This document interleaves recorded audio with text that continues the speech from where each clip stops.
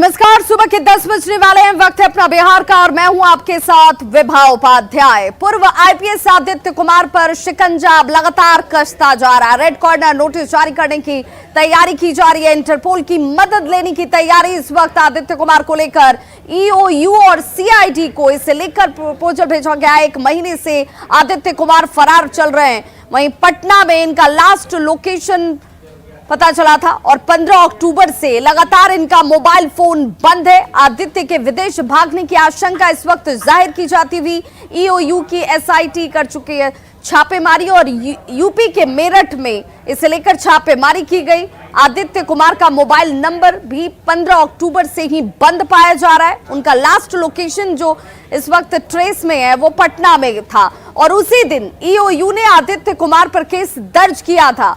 गया कि शराब कांड को खत्म कराने के लिए उसने पटना हाईकोर्ट के चीफ जस्टिस संजय करोल के नाम पर डीजीपी संजीव कुमार सिंघल को कॉल करवाया था।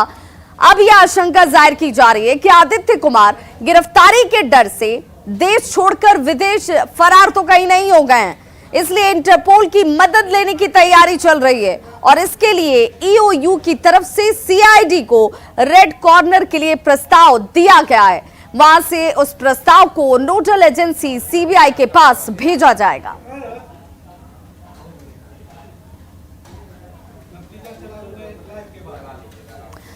और इस बड़ी खबर पर हमारे सहयोगी संजय हमारे साथ इस वक्त सीधे लाइव जुड़ गए हैं। संजय, आदित्य कुमार 1 महीने से फरार हैं, कोई ट्रेस उनको लेकर अब तक नहीं मिल पा रहा है और अब जिस तरह की खबरें आ रही हैं कि रेड कॉर्नर नोटिस जो है उसकी तैयारी की जा रही है, तो क्या अब यह संभव माना जाए कि बहुत जल्द आदित्य कुमार गिरफ्त में होंगे?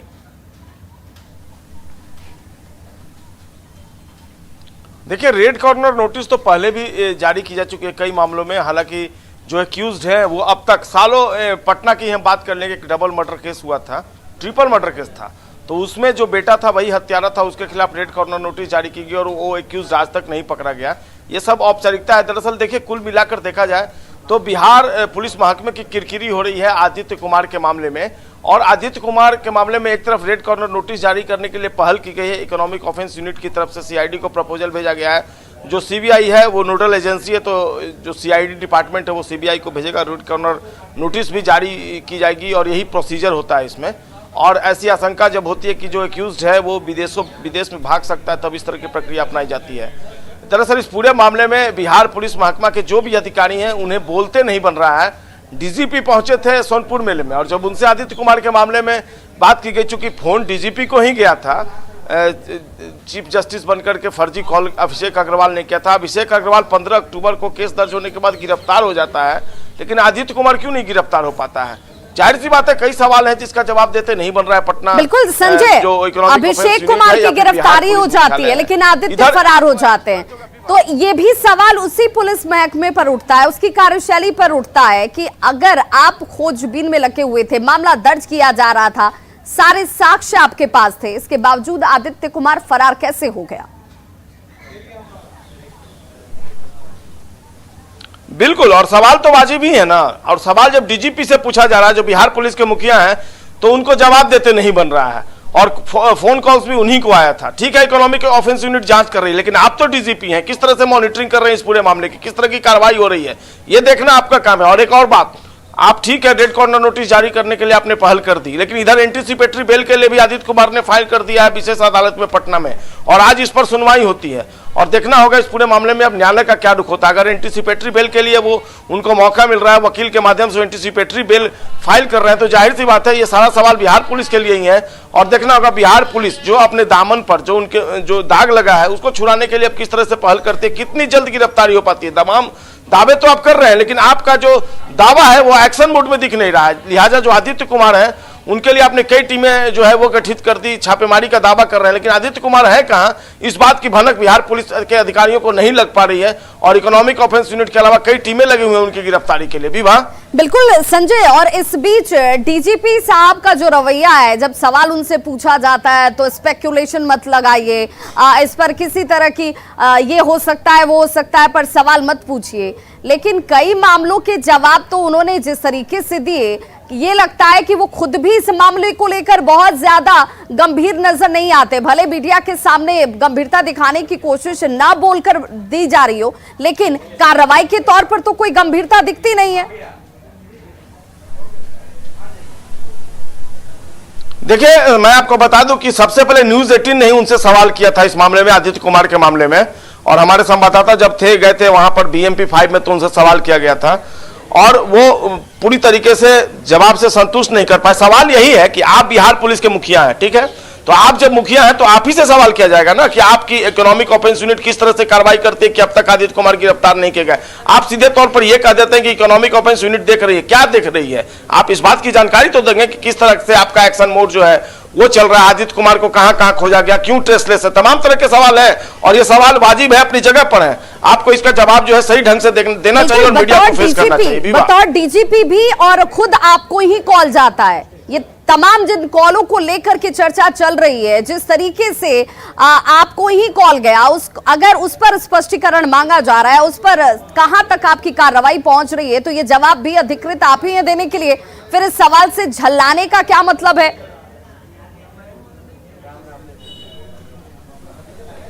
बिल्कुल बिल्कुल, और सवालों के घेरे में डीजीपी साहब आप खुद हैं। और ये सारा मामला कब उजागर हुआ? जब उनका जो एक्शन था, उनके खिलाफ जो जांच चल रही थी, उसमें क्लीन चिट दे दिया गया। देखिए, कोई मामूली ऑफेंस नहीं है ये, और बिहार पुलिस के लिए शर्मसार कर देने वाली घटना की शायद ही कभी बिहार पुलिस के इतिहास में इस तरह की घटना हुई हो कि जो आदित्य कुमार, जो IPS अधिकारी जांच के घेरे में हो, एक फर्जी कॉल पर उनको क्लीन चिट दी जाती है। सवाल तो यही है कि क्या कोई डीजीपी ऐसे हो सकते हैं जो एक फर्जी कॉल या किसी भी तरह के कॉल पे वो किसी अधिकारी को क्लीन चिट दे दे और वो बजाबता उसकी पोस्टिंग भी हो जाती है AIG के तौर पे हेडक्वार्टर में? तो क्या किसी फर्जी फोन कॉल पे किसी अधिकारी को क्लीन चिट दी जाएगी? सवाल तो कई है, लेकिन इसका जवाब देते नहीं बन रहा है, चाहे वो कोई भी अधिकारी हो, पुलिस महकमे के या पुलिस मुख्यालय के। बिल्कुल, और सवाल खुद डीजीपी को लेकर के भी अब संशय के जो है लोगों के मन में उठ रहे हैं, और जब तक कार्रवाई नहीं होगी, आदित्य कुमार गिरफ्तार नहीं होंगे, तब तक ये सवाल पूछे जाते रहेंगे और डीजीपी साहब को जवाब देना होगा। बहुत बहुत शुक्रिया संजय इस तमाम जानकारी के लिए। और अब ये जान लीजिए कि जिस रेड कॉर्नर नोटिस को लेकर तैयारी की जा रही है, आखिर वो रेड कॉर्नर नोटिस है क्या? रेड कॉर्नर नोटिस को रेड नोटिस भी कहा जाता है। अब ग्राफिक्स के जरिए जरा ये समझिए और जानिए कि जिस रेड कॉर्नर नोटिस की चर्चा अब लगातार आदित्य कुमार के मामले में हो रही है, ये red corner notice red notice के नाम से भी जाना जाता है। इसमें अपराधी के विदेश भागने की आशंका होती है और तभी इसका इस्तेमाल होता है। इसके जरिए ही दूसरे देश के पुलिस को अलर्ट किया जाता है। रेड कॉर्नर नोटिस इंटरपोल के जरिए जारी किया जाता है और इंटरपोल का मतलब इंटरनेशनल पुलिस होता है। राज्य के CID के जरिए इस प्रक्रिया की पूरी की जाती है। ये प्रक्रिया अगर किसी के जरिए पूरी होगी तो वो CID करती है।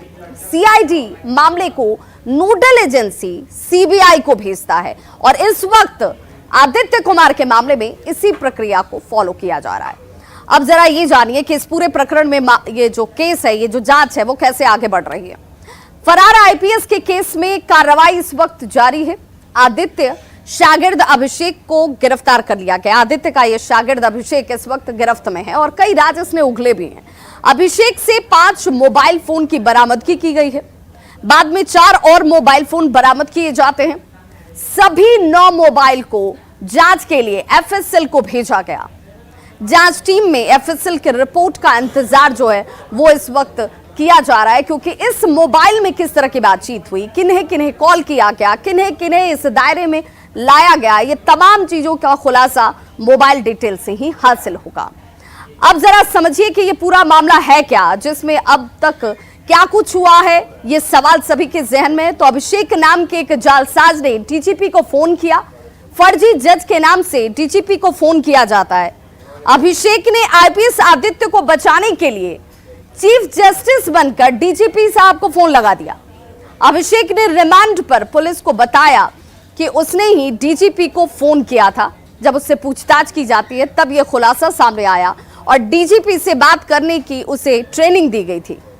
अब ये ट्रेनिंग अभिषेक को किसने दी ये भी जान लीजिए। अभिषेक को ट्रेनिंग देने वाला कोई और नहीं, खुद IPS आदित्य कुमार ही थे। फोन करने का पूरा तरीका समझाया गया कि बातचीत DGP साहब से कैसे करनी है, कैसे चकमा देना है, कैसे झांसे में लेना है। दोनों के बीच ये भी तय हुआ था कि आदित्य कुमार की अगर पोस्टिंग हो जाती है तो अभिषेक कुमार को अवैध तरीके से कमाई करने की छूट मिल जाएगी। जांच में ये बात भी सामने आई कि अभिषेक पहले भी जेल जा चुका है और इस पूरे मामले का सूत्रधार आईपीएस आदित्य कुमार, उसे निलंबित कर दिया गया है। हालांकि आदित्य कुमार गिरफ्त से बाहर है। आईपीएस आदित्य पर धारा 420 और आईटी एक्ट के तहत केस दर्ज हुआ है। आरोप है कि गया में एसएसपी रहते हुए मद्य निषेध से संबंधित मामले में लापरवाही भी आदित्य कुमार की तरफ से बरती गई थी। बाद में उन्हें गया एसएसपी के पद से हटा दिया गया। अब सवाल है कि अगर इतना बड़ा फर्जीवाड़ा किया गया तो आदित्य कुमार की गिरफ्तारी आखिर अब तक क्यों नहीं हुई, ये सवाल सभी के जहन में। आईपीएस अमित लोढ़ा के खिलाफ साजिश रची गई। अब देखिए, ये वो तमाम कांड हैं जो आदित्य कुमार की तरफ से किए गए हैं। क्यों रची गई साजिश, ये भी जानना और समझना जरूरी है। आदित्य कुमार आईपीएस अमित लोढ़ा के खिलाफ साजिश रचते हुए नजर आए थे।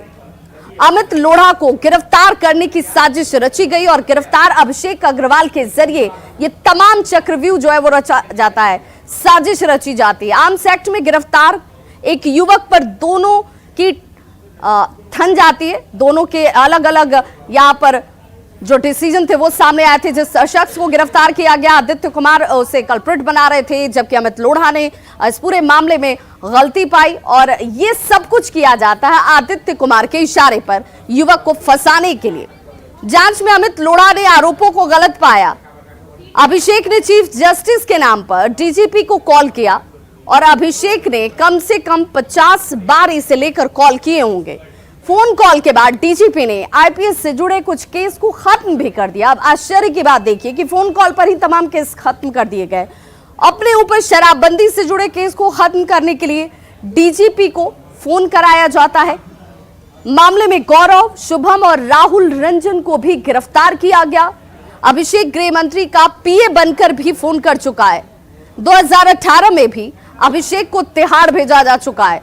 अब जरा समझिए कि इस अभिषेक के साथ जब आईपीएस आदित्य कुमार का लिंक, तो ये लिंक कितने लोगों को इस चक्रव्यूह में फंसा रहा था। 2014 में उसने एक एसपी को भी ब्लैकमेल किया था। पुलिस अधीक्षक के पिता से मोटी रकम की वसूली तक इस पूरे मामले में की गई थी। और फरार पूर्व आईपीएस आदित्य कुमार को रेड कॉर्नर नोटिस जारी करने की तैयारी जो है वो की जा रही है। लेकिन जब इस पर डीजीपी साहब से सवाल पूछा गया तो वो सकपका गए, जवाब देने से बचते हुए नजर आए। दरअसल डीजीपी सिंगल प्रदेश की कानून व्यवस्था को लेकर पुलिस की कामयाबी को गिनाते थकते नहीं हैं। लेकिन जैसे ही सवाल आईपीएस आदित्य कुमार के बारे में पूछा गया तो देखिए किस तरीके से जवाब सामने आया। आईपीएस आदित्य जी के लिए कोई अपडेट है क्या सर? अभी तक फरार है। देखिए, इसके बारे में हम लोग बात करेंगे। मामला अनुसंधान में है और हमारा ईओयू बिल्कुल पूरा ठीक काम कर रहा है। तो एसके सिंगल साहब को आप सुन रहे थे कि आदित्य कुमार के मसले पर जैसे ही उनसे सवाल पूछा जाता है वो कहते हैं कि ईओयू ठीक से काम कर रहा है। चलिए साहब, ईओयू ठीक से काम कर रहा है, लेकिन गिरफ्त में क्यों नहीं आदित्य कुमार? सवाल के जवाब पे आपकी तरफ से ये क्यों नहीं कहा गया कि देखिए आदित्य कुमार के कई साक्ष्य हमारे पास हैं, आदित्य कुमार किस तरीके से घटनाओं को अंजाम दे रहा था। लाल घेरे में जरा इस शख्स को भी देखते चलिए। ये है वो आदित्य कुमार जो फरार हैं और 1-2 दिन से नहीं, 10 दिन से नहीं, पूरे महीने भर से ज्यादा वक्त हो चुका है जब ये फरार हैं। और अब यह आशंका जाहिर की जा रही है कि ये अब देश छोड़कर कहीं तो फरार नहीं हो गए, इसीलिए रेड कॉर्नर नोटिस की तैयारी अब की जा रही है।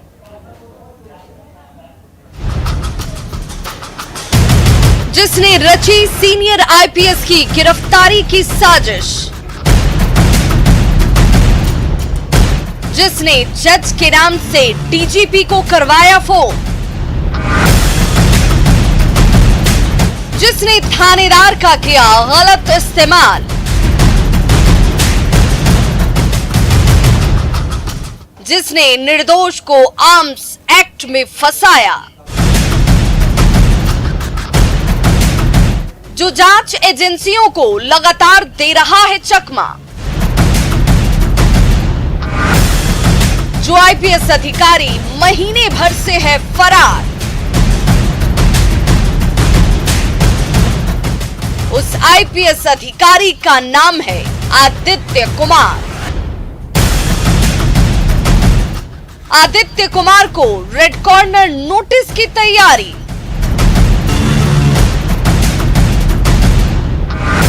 आईपीएस आदित्य पर कसा शिकंजा। तो बिल्कुल एक तरफ